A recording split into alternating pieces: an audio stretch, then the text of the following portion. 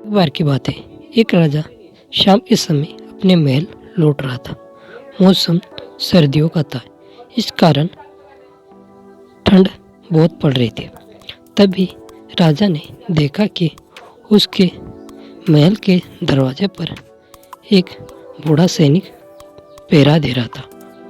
उसकी वर्दी काफ़ी फटी हुई थी और काफ़ी पुरानी थी। उसे देख राजा ने अपने रथ के चालक को उसके पास अपना रथ रुकवाया और उससे बात करने लगा। राजा ने उस बूढ़े पहरेदार को पूछा, क्या तुम्हें ठंड नहीं लग रही? इस पर उस बूढ़े पहरेदार ने जवाब दिया, महाराज ठंड तो बहुत लग रही है, पर क्या करूं, मेरे पास गर्म कपड़े नहीं है। इस पर राजा को उस पहरेदार पर दया आई। राजा ने उस पहरेदार से कहा, ठीक है, मैं अभी अंदर जाकर तुम्हारे लिए कोई गर्म कपड़ा भिजवाता हूँ। ऐसा कहकर राजा अंदर चला गया और अंदर जाकर राजा भूल गया। पर वो पहरेदार उसी उम्मीद में वही खड़ा रहा कि राजा उसके लिए कोई गर्म कपड़ा भिजवाएगा। फिर जब राजा अगली सुबह उठा तो उसे पता चला कि महल के बाहर का पहरेदार मर गए।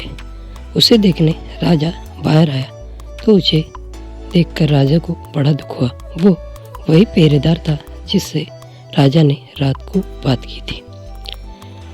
उस पहरेदार ने मरने से पहले मिट्टी पे कुछ लिखा हुआ था। उसे पढ़कर राजा को और भी ज़्यादा दुख हुआ। उस पहरेदार ने मरने से पहले ये लिखा हुआ था कि महाराज, मैंने कई सालों से इसी वर्दी में आपके महल की पहरेदारी की है, पर मुझे कभी ठंड का एहसास नहीं हुआ। पर कल रात आपके गर्म कपड़े देने के वादे ने मुझे पहली बार ठंडी का एहसास दिलाया और मैंने आपके उस गर्म कपड़े की उम्मीद में अपनी जान गंवा दी।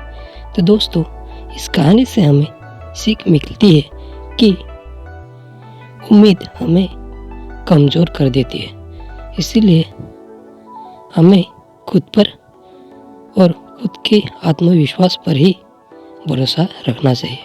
किसी की उम्मीद से हम अंदर से कमज़ोर हो जाते हैं। इस कारण खुद पे भरोसा और खुद की सहन शक्ति के बल पर ही जिए, क्योंकि इस दुनिया में आपका आपसे अच्छा कोई साथी नहीं हो सकता है। इसलिए खुद पर भरोसा रखिए।